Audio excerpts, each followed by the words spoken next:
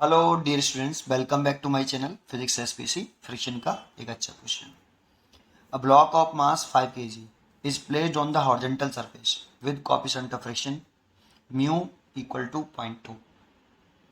The maximum and minimum value of force F, इसकी maximum minimum value पूछ रहा है, for which the block remains at rest. पर जीत रखा है इतना, ब्लॉक रेस्ट में रहे। तो जानते ब्लॉक रेस्ट कब तक रहता है? जब तक आपकी स्टैटिक फ्रिक्शन की जो रेंज है वो 0 से बराबर या बड़ी और एफ एस मैक्सिमम से बराबर या इक्वल लेस देन। इस वाली कंडीशन में ब्लॉक कैसे रहता है? ये ब्लॉक रेस्ट में रहने की कंडीशन है। ठीक है, अब इसमें हम दो केस बना सकते हैं। पहला केस, हम ये मान के चलें कि इफ एफ बड़ा है किससे? 15 न्यूटन से। एफ बड़ा है 15 न्यूटन से। दो एक्सटर्नल फोर्स लग रहे हैं इसमें, एफ और 15 न्यूटन। तो F greater than 15 Newton consider करके चलें, एज्यूम कर लें, ये लेट कर लें, इफ लिख तो दिया आगे। ठीक है, तो नेट फोर्स कितना होता है ब्लॉक पर? Net force on block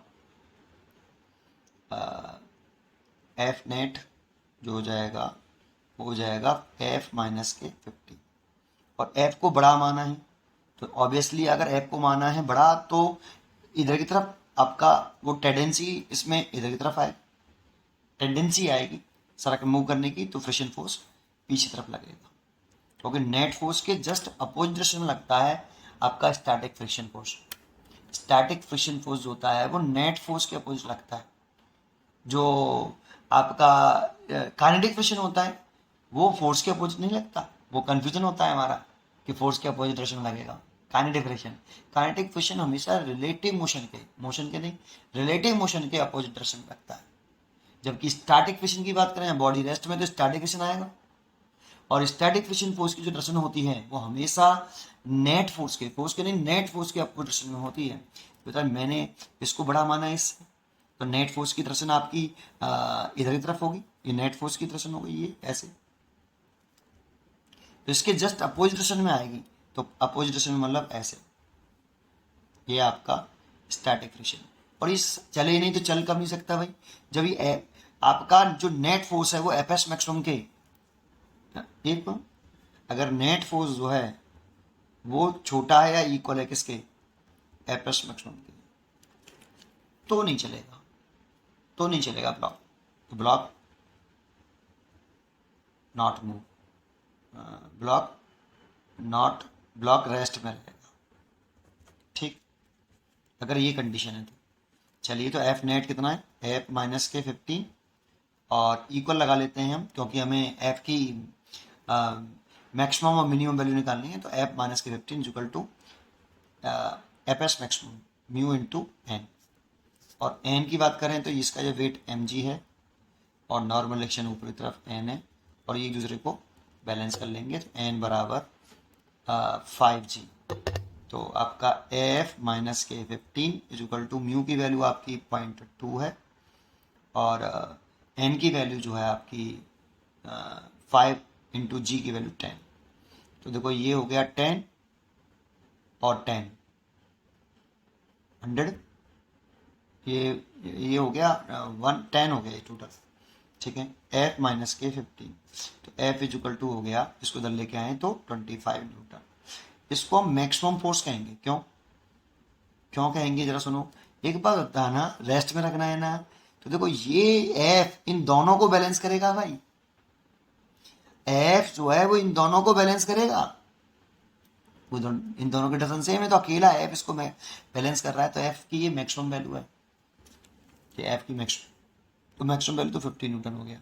second case, हम ये मान के चलें कि इफ एफ छोटा है किससे? 15 न्यूटन से, ऐसे। तो नेट फोर्स निकालें ब्लॉक पर, नेट फोर्स ऑन ब्लॉक, तो एफ नेट बराबर, अब 15 माइनस एल लिखेंगे, और नेट फोर्स की जो डायरेक्शन होगी, ये 15 न्यूटन लग रहा था और ये आपका एफ लग रहा था, और नेट फोर्स की डायरेक्शन कुछ ऐसे होगी। अब नेट फोर्स के जस्ट अपोजिट डायरेक्शन में लगेगा स्टैटिक फ्रिक्शन, तो नेट फोर्स के अपोजिट में लगेगा तो स्टैटिक फ्रिक्शन ऐसे होगा, एफ मैक्सिमम ऐसे। अभी भी इसको रेस्ट में रखना है, और अभी भी अगर रेस्ट में रखना है तो अभी भी इफ ब्लॉक अगर आपको रेस्ट में रखना है, ब्लॉक को किस में रखना है, रेस्ट में रखना है, तो नेक्स्ट पेज पे करके दिखाता हूँ। तो अभी भी अगर ब्लॉक को रेस्ट में रखना है तो जो नेट फोर्स है वो बराबर होना चाहिए एफ एस मैक्सिमम के, बैलेंस कर लेना चाहिए। तो नेट फोर्स तो कितना है आपका 15 माइनस है, 15 माइनस, अरे यार क्या किया, एफ है ये, 15 माइनस एफ बराबर म्यू इंटू एन, एन की वैल्यू तो अभी भी वही 5g है, सेम टू सेम, नीचे की तरफ 5g और ऊपर की तरफ नॉर्मल रिएक्शन, ये इसको बैलेंस कर लेंगे। तो ये तो ऐसे की ऐसे ही, तो ये 15 minus F is equal to mu की वैल्यू 0.2 है और एन की वैल्यू 5 इंटू जी की वैल्यू 10 है। तो 15 माइनस एफ इक्वल टू ये तो 10 हो गए, तो इसको इधर लाएंगे, इसको इधर लेके आएंगे, तो एफ बराबर 15 माइनस के 10, then F is equal to 5 newton, 5 newton. अब देखो ये जो एफ है ना वो 15 न्यूटन अकेला इन दोनों को बैलेंस कर रहा है। भाई 15 अगर रेस्ट में रहा हुआ तो 15 न्यूटन इन दोनों को बैलेंस कर रहा है, तो एफ की तो वो मिनिमम वैल्यू होगी ना भाई, सोचो सोचो, इसीलिए एफ की मिनिमम वैल्यू है, ये एफ की कौन सी वैल्यू है, मिनिमम वैल्यू है। तो मैक्सिमम वैल्यू तो 25 न्यूटन होगी, और मिनिमम वैल्यू तो मैक्सिमम पहले या मिनिमम बाद में, इसको ध्यान से देख लेना, ये भी चॉइस हो सकती है, यहाँ मिनिमम होता या मैक्सिमम होता तो चॉइस ये होती। अब इसको देख लेना मैक्सिमम पहले या मिनिमम बाद में, मैक्सिमम पहले मिनिमम बाद में, इसीलिए B choice is correct, 25 newton maximum और मिनिमम आपका 5 न्यूटन रेस्पेक्टिवली। ठीक, पढ़ते रहिए और खुश रहिए, थैंक यू।